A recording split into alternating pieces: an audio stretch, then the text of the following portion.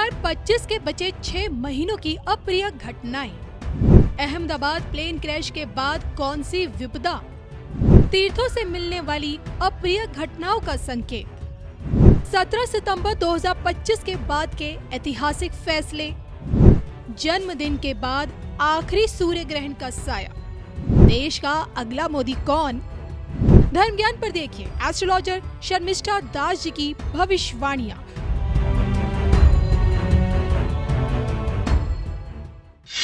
नमस्कार, धर्म ज्ञान के दर्शकों का स्वागत है। मैं हूं आपके साथ कविता राणा और आज की हमारी मेहमान वर्ल्ड फेमस एस्ट्रोलॉजर हैं जिनका जिक्र पूरी दुनिया में उस वक्त होने लगा जब अहमदाबाद प्लेन क्रैश हुआ 12 जून के दिन, क्योंकि इस प्लेन क्रैश से ठीक एक हफ्ते पहले इन्होंने इस बात की भविष्यवाणी कर दी थी, बकायदा ट्वीट किया था कि आप देखेंगे कि आने वाले कुछ ही दिनों में एविएशन इंडस्ट्री में कोई बड़ी दुर्घटना आपको देखने को मिलेगी।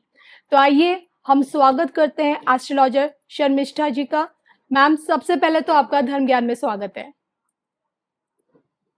नमस्ते, आपके सारे व्यूअर्स को नमस्ते एंड थैंक यू, बहुत बहुत धन्यवाद आपको मुझे इनवाइट करने। मैम, अहमदाबाद प्लेन क्रैश के बाद आपका हर जगह चेहरा, नाम हर जगह ट्रेंड होने लगा और उल्टा आपकी भविष्यवाणियों को लोगों ने खंगालना शुरू कर दिया कि आपकी पुरानी कितनी प्रेडिक्शंस खासकर पॉलिटिक्स पे हमेशा से ट्रू रही और प्लेन क्रैश की जो आपकी भविष्यवाणी थी वो भी ट्रू हुई। इनफैक्ट तमाम मीडिया चैनलों ने आपको बकायदा बुलाया और आपसे जानने की कोशिश भी की कि अब आने वाले भविष्य में क्या होगा, आप देश के भविष्य को किस ओर देखती हैं।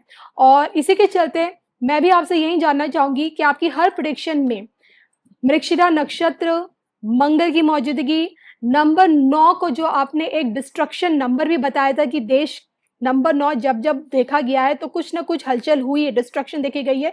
पिछले 6 महीनों में हम 6 बड़े हादसे देख चुके हैं। अब आपसे जानना चाहती हूँ कि आने वाले जो ये 6 मंथ्स हैं, इसको लेकर आपकी बिग प्रेडिक्शंस क्या कहती है कि और कितनी अप्रिय घटनाएं अभी हम लोगों को देखना भी बाकी है? देखिए, नंबर 9 की बात नहीं है। मैं बहुत कम ही न्यूमरोलॉजी के बारे में बात करती हूँ। ये साल जो है, ये इस साल में ये जो विक्रम संवत चल रहा है, इसमें सूर्य राजा है, सूर्य मंत्री है और सूर्य राजा सूर्य मंत्री के साथ साथ जो है इस साल मंगल बहुत ज्यादा देर तक ओवरस्टे किया है अपने नीच राशि कैंसर में और फिर बैक एंड फोर्थ मतलब वो कर्क राशि में फिर मिथुन राशि में, कर्क राशि मिथुन राशि में, तो आगे पीछे बहुत लंबा टाइम मिथुन और कर्क को लगाया है। और इधर जो है जुपिटर जो है, गुरु सबसे बड़ी प्लैनेट है, बृहस्पति, वो भी मृगशिरा नक्षत्र में से गुजरे वो। तो ये सारा मिला जुला के हमें कहा है कि मृगशिरा जो है, आर्द्रा और मृगशिरा, खासतौर से अभी जो आर्द्रा, ये आर्द्रा जो है इससे पहले भी बहुत छोटे छोटे बहुत सारे हुआ है। आप अगर दिसंबर 2024 से देखेंगे, बहुत सारे प्लेन के हादसे के इंसिडेंट हुए हैं और ये बहुत ज्यादा था। एक ही टाइम में इतने सारे 200 प्लस लोगों की जान गई है, तो यहाँ पे थोड़ी और ज्यादा हुआ है। बट अगर आप देखो, क्योंकि ये जुपिटर आर्द्रा में आया तो चीजों को थोड़ी ज्यादा ट्रिगर किया है, पर ये जो सिलसिला अभी भी चल रहा है। फिर केदारनाथ में हो गई है, अभी हॉट एयर बलून क्रैश हो गया है, कल भी कुछ हुआ है, मैंने ट्विटर पे देखा है, कल भी कुछ लोग 10 लोग या ऐसा कुछ का वहां पे जान चले गए हैं। तो ये सारी चीजें जो है होता जा रहा है बिकॉज ऑफ 3-4 थिंग्स। कोई एक चीज की वजह से कोई चीज ट्रिगर इतनी जल्दी नहीं करता है। नंबर 1 ये था, आई होप आपके दर्शक बोर नहीं हो रहे होंगे क्योंकि ये तो एकदम टेक्निकल बात है। सबसे पहली बात जो थी कि मंगल ओवरस्टे करना अपनी नीच राशि में, फिर जो वायु तत्व वाला राशि मिथुन राशि, उसमें भी ओवरस्टे करना, ज्यादा देर तक रहना, और फिर उस तरफ जुपिटर का आर्द्रा में आना और गुरु का आर्द्रा में आना, मृगशिरा से आर्द्रा में आना, अतिचारी हो जाना। अतिचारी गुरु अच्छा नहीं होता है। तो ये तीनों चारों चीजें, और यहाँ पे अंत में ही होता है मंगल केतु के साथ रूपी होना, और वो भी फायर साइन सिंह राशि में। ये सारा मिला के एक मतलब कहते हैं ना कि आप अपनी सर दर्द हो रहा है उससे बच सकते हो, पर सर दर्द भी हो रहा है, उल्टी भी हो रहा है, पेट में भी दर्द हो रहा है, चल भी नहीं पा रहे हो, तो क्या करोगे? तो ऑल टुगेदर इतने सारे नेगेटिव इम्पैक्ट मिलके ये सारी चीजें अभी आप चलता जा रहा है। वार वाली कंडीशन भी आ गई है। सिर्फ सिर्फ ये नहीं है कि एयर क्रैश हुई है, जो वार वाली स्थिति है, यही सब चीज़ों की वजह से है। बिल्कुल। मैम ये तो आपने एस्ट्रोलॉजिकली बताया है, किस तरह की प्लैनेटरी मूवमेंट जब देखने को मिलती है, तो इस तरह की चीज़ें, दुर्घटनाएँ, अग्निकांड ये सब देखने को मिलता है। हाल-फिलहाल में बीते कुछ सालों में हमने एक चीज़ बड़ी कॉमन देखी है कि जब-जब तीर्थों में, जो हमारे मंदिर हैं, जो मुख्य धाम है, जब वहाँ पे कुछ अप्रिय घटनाएँ होती हैं, तो उसके बाद देश में कुछ न कुछ बड़ा होता है। मुझे याद है कि जब हम जगन्नाथपुरी धाम का उदाहरण लेते हैं, तो वहाँ के शिखर ध्वज पे जब ध्वज पर आग लगी, उसके बाद कोरोना वाला हमने टाइम देखा, 19-20 में जब शुरुआत हुई और बैक टू बैक बीते कुछ सालों में जगन्नाथपुरी धाम में बहुत ही अप्रिय घटनाएँ हुई हैं। कभी भगवान जगन्नाथ की रथ यात्रा निकलते समय उनकी मूर्ति गिर जाना, श्रद्धालुओं को घायल होना। अभी हाल-फिलहाल में जगन्नाथ रथ यात्रा में भगदड़ मचने से 3 लोगों की मृत्यु और 100 से ज़्यादा लोग घायल बताए जा रहे हैं। आपसे जानना चाहती हूँ जब कुछ ऐसे तीर्थों में कुछ अप्रिय घटनाएँ होती हैं, क्या ये भी एक सांकेतिक भविष्यवाणी होती है कि भविष्य में कोई विनाश आने वाला है? जी, जब ऐसे ऐसे मतलब ऐसे बहुत ही अप्रिय घटना घटती है, जो अशुभ माना जाता है, भगवान जी की मूर्ति गिर जाना ये कौन-सा शुभ चीज़ हुँ, है ना?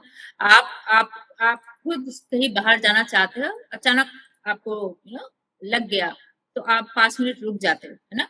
आपकी जी। पैर कहीं पे अटक गया, कुछ हो गया, आप गिर गए, कुछ कुछ एक चीज़ है, तो आप 5 मिनट रुक जाते हो, चलिए बाधा आ गई है। तो भगवान जी की मूर्ति गिर जाना, तो this is very, very inauspicious, बहुत ही अशुभ है। तो ये सारे संकेत होता है हमारे लिए कि संभाल जाओ मानव प्रजाति, आगे बहुत आने वाली है, पाप की घड़ा कुछ ज़्यादा ही भर गया है, तो संभाल जाओ। ये सारी चीज़ें जो कहीं न कहीं पे एक संकेत है कि अपनी इंट्रोस्पेक्शन करो, कहाँ-कहाँ गलती है, अभी भी टाइम है, सुधर जाओ, वरना तो पता ही है क्या आने वाला है। बिल्कुल।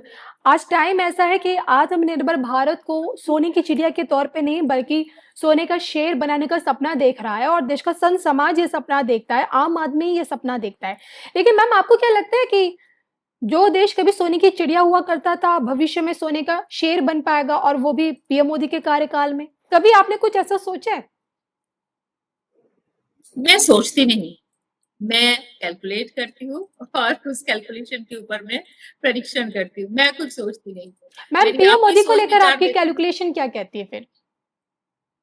या कैलकुलेशन मेरी कैलकुलेशन ये कहता है कि पीएम मोदी की रहते हुए उन्होंने जो है ना मतलब समझिए कि हमें 10 आउट ऑफ 10 मिलनी थी तो उन्होंने हमें 7 तक पहुंचा दिया है। अब 7 तक 70% मार्क्स पाना ना कहीं पे फिर भी इजी होता है और 70 से 100 का जो एक एक जर्नी होती है ना इट्स नॉट सो इजी, वो बड़ी टफ होती है। तो जो 70 से 100 की जर्नी वो मोदी जी की रहते तो नहीं हो सकता है, इट विल टेक टाइम क्योंकि कम से कम और 10 साल लगेगा। उसके बाद हमारी जो एक गोल्डन पीरियड या जो भी उसको आप नाम देंगे, वो चीज़ शुरू होगी। तो मोदी जी की कार्यकाल में पूरा नहीं होगा, पर मोदी जी ने इस चीज़ की एक शुरुआत करके देंगे। जो मैंने कहा 0 से 7 तक का जो जर्नी है, वो मोदी जी ने शुरू करके हमें बेस बना के देके जाएँगे मोदी जी और वो कर चुके हैं। जी। मुझे याद है आप ही वो एस्ट्रोलॉजर हैं जिन्होंने वक्फ बोर्ड के आने की भविष्यवाणी की थी और वो भी 2025 में और ये भविष्यवाणी आपने तब की थी जब इस चीज को लेकर कोई सुगबुगाहट नहीं थी।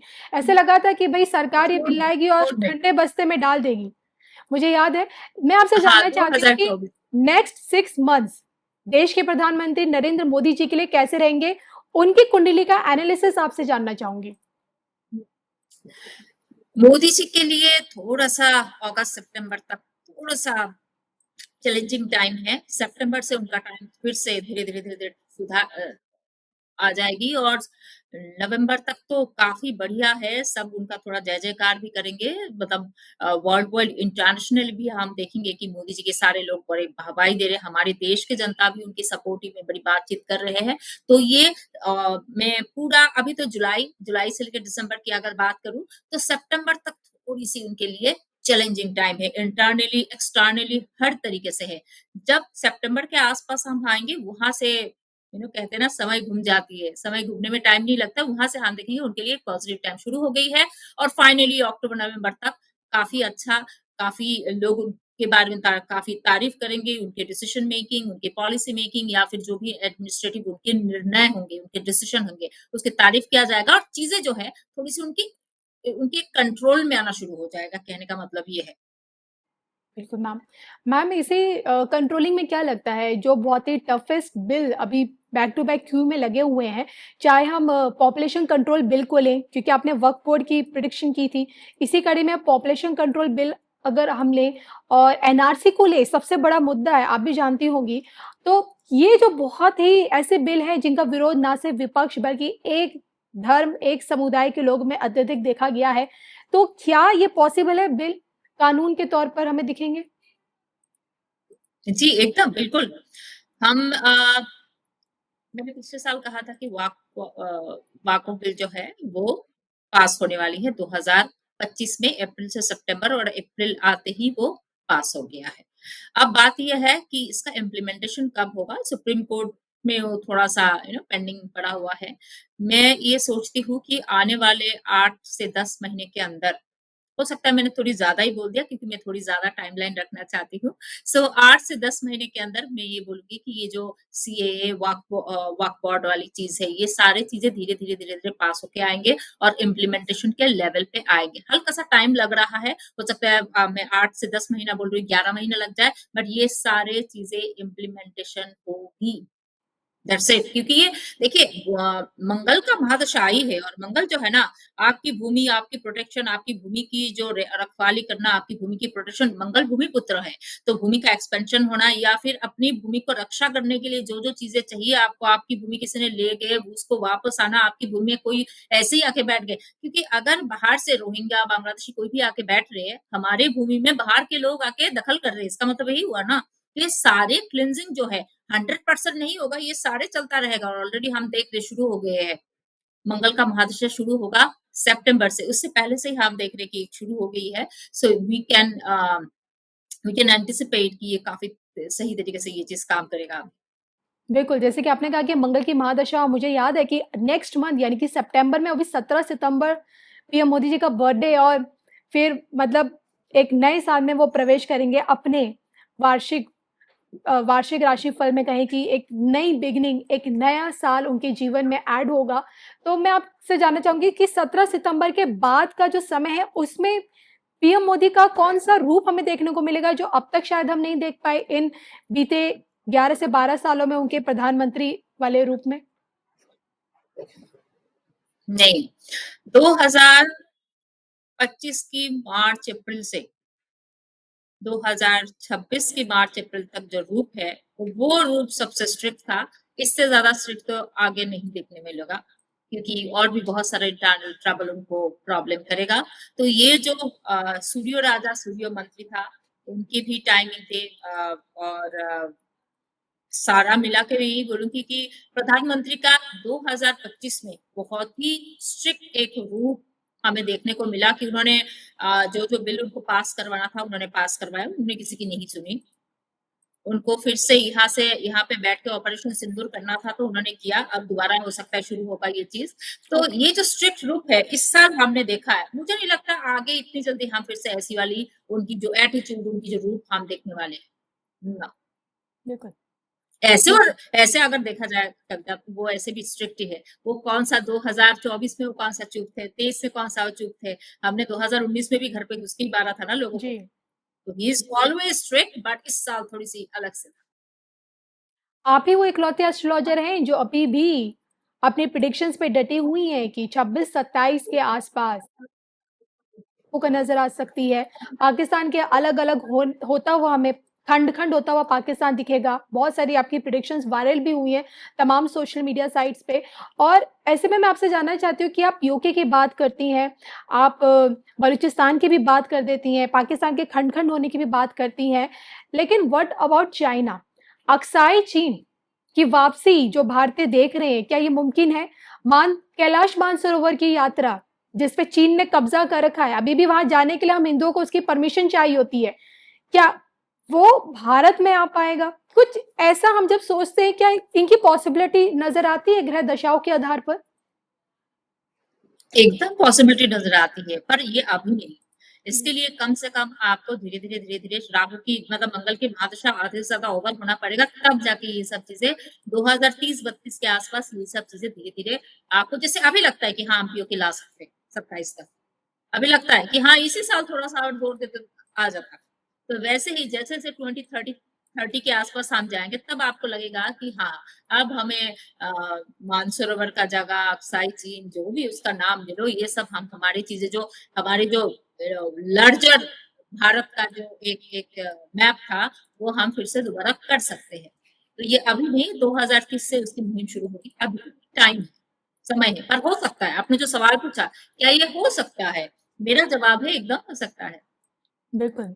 और यही वजह है कि एस्ट्रोलॉजी को भविष्य का ब्लूप्रिंट कहा जाता है। संभावनाओं का खेल है एस्ट्रोलॉजी, और इन्हीं संभावनाओं के खेल में अगर आज की डेट में अगर कोई आपसे ये जानने की कोशिश करे कि 2029 के बाद देश का अगला मोदी आपको किसमें दिख रहा है, और मैं अगर आपको 3 ऑप्शन दूँ, पहले नंबर पर योगी आदित्यनाथ जी का, दूसरे नंबर पर नितिन गडकरी जी का और तीसरे नंबर पर देवेंद्र फडणवीस का। किसकी स्टार पोज़ीशंस आपको बहुत स्ट्रॉन्ग लग रही हैं? 29 के बाद का? एक का भी नहीं। एक का भी नहीं मैम, 2029 वेरी में सरप्राइजिंग। हाँ, इन तीनों में से तो एक भी नहीं। तो आपकी मतलब आपकी ज्योतिष गणना क्या कहती है? 2029 पीएम फेस कौन? कोई सरप्राइजिंग वाला ही होंगे। ये जो 3 नाम लिए हैं आपने, इनमें से तो कोई नहीं होंगे। मैम मुझे तो लगता है धर्म ज्ञान पे आपकी सबसे बड़ी प्रिडिक्शन है, क्योंकि बहुत सारे एस्ट्रोलॉजर्स हैं जिन्होंने इन्हीं 3 चेहरों में से कई चेहरों को पीएम उम्मीदवार या पीएम फेस बताया है 29 के बाद का। बहरहाल जाते-जाते आपसे मैं ग्रहण के बारे में जानना चाहूँगी। मैं जी। आपको कहना चाहती हूँ कि जब आपके स्टूडियो में आऊँगी, तब आप मुझे ये सब सवाल कीजिएगा कि कौन हो सकता है, कब हो सकता है। आप तब जी। ऑप्शन दीजिएगा, फिर मैं आपको बताऊँगी, तो ये रिकॉर्डेड रहेगा, बहुत बढ़िया रहेगा। तब मज़ा आएगा इस पे बात करने में। बिल्कुल, तो यहाँ मैं अपने दर्शकों को ये बात ज़रूर बताऊँ कि ये एक छोटा-सा हमारा वीडियो है आप लोगों के लिए, लेकिन इसके साथ बहुत जल्द धर्म ज्ञान पे शर्मिष्ठा मैम बाकायदा इनका एक पॉडकास्ट पब्लिश होगा धर्म ज्ञान पे इसी महीने, और इसलिए इस बार हमारी मेहमान तो भले ही शर्मिष्ठा मैम हैं, लेकिन सवाल मेरे नहीं होंगे बल्कि आप सभी दर्शकों के होंगे। इसलिए आपसे अभी से निवेदन है कि इस वीडियो के कमेंट बॉक्स में आपको जितने भी सवाल पूछे मैम से, प्लीज कमेंट बॉक्स में जाके जरूर दीजिएगा, और उन्हीं सवालों को हम आगे के इस पॉडकास्ट में इंक्लूड करेंगे। मैम इसी के साथ जाते जाते बस आपसे एक ही सवाल है ग्रहण को लेकर। सितंबर में साल का आखिरी सूर्य ग्रहण, भले ये सूर्य ग्रहण देखिए हमारे देश में दिखाई नहीं देगा, कहा जा रहा है जब सूर्य ग्रहण नहीं दिखता तो सूतक भी नहीं लगता है, लेकिन काफी एस्ट्रोलॉजर्स वो ये कहते हैं कि अगर ग्रहण दिख भी नहीं रहा हो, सूतक भी नहीं लग रहा हो, लेकिन उसका प्रभाव पड़ता है राशियों पर। Is it true ma'am? राशियों के नहीं, मैं बोलूंगी कि अगर आपको दिख नहीं रहा है, पर हमारे जो आत्मा, सूर्य आत्मा कारक है, सूर्य आत्मा कारक में ग्रहण लग रहा है, दुनिया के किसी भी कोने पे हो, वेदर इज विजिबल और नॉट विजिबल, तो कुछ ना कुछ तो असर आ रहा है। अच्छा समझ लीजिए आपके देश के ऊपर कुछ आ भी नहीं रहा है, आज अगर कहीं पे भी कुछ होता है, जैसे कि यूक्रेन रशिया का वार चल रहा है, उसका असर हमारे ऊपर पड़ता है इकोनॉमिकली। जी। तो अगर आपके ऊपर डायरेक्टली कोई असर पड़ भी नहीं रहा है, कहीं पे भी पड़ रहा है, हम इतनी इंटरनेशनल ग्लोबल बन गए हैं आजकल, कहीं पे भी कुछ होगा उसका असर डायरेक्टली इनडायरेक्टली पड़ना ही है। 100% ना भी पर 10% आपके ऊपर आने वाला है। तो ये जो आप हमारे जब भी ग्रहण होती है, तो थोड़ी सावधानी बरतनी चाहिए, थोड़ी ये पता होना चाहिए कहाँ पे हो रहा है, उस टाइम में वहां पे क्या हो सकता है जिसका असर हमारे पास रातों रात ना भी आए, महीनों में तो आ ही जाएगा। उस हिसाब से इकोनॉमिकली, पॉलिटिकली और पर्सनल लेवल पे बात करें तो बहुत ही देखिए, जब ग्रहण लगती है तब ग्रहण के टाइम में हमें कुछ परहेज तो करना ही चाहिए, भले ही हम वो हमारे यहाँ पे ये दृश्य हो अदृश्य हो, कुछ चीजों जो है लिमिटेशंस पे हमें रखना जरूरी होती है, ऐसा मेरा मानना है। सेफ गार्ड करने में क्या जा रहा है। बिल्कुल मैम, बिल्कुल। हमसे मैम बातचीत करने के लिए, अपना कीमती वक़्त देने के लिए आपका बहुत-बहुत धन्यवाद मैम, और बहुत जल्द मिलेंगे एक नए पॉडकास्ट में आप ही के साथ। इसी के साथ yes, ma'am I am looking forward to it कि मैं आपकी स्टूडियो में आऊँ और मैं वहाँ पे बैठ के जम के खूब सारी बात करूँ। बिल्कुल मैम, उस दिन का हमें भी इंतज़ार है, और इसी के साथ मुझे और मैम को दोनों को अनुमति दीजिए। नमस्कार।